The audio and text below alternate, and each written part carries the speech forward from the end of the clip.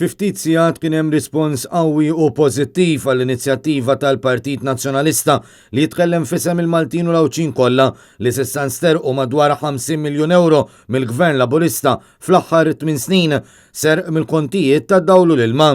Wara l-inizjattiva mħabbra l-ħamis mill-Viċi Kap David Aġus u mid-Deputat Rajin Kallus, eluf ċemplu fid-Dar ċentrali tal-Partit Nazzjonalista għall-informazzjoni dwar kif il-partit se jkun qed jara li ssir ġustizzja magħhom.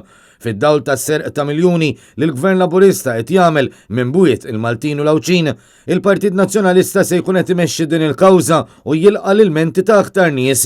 U għalhekk li wieħed jista' jżur id-Dar ċentrali s-Sibt bejn id-9 ta' filgħodu u n-nofsija ta' wara nofsinhar u jieħu miegħu il-karta tal-identità u n-numru tal-kont.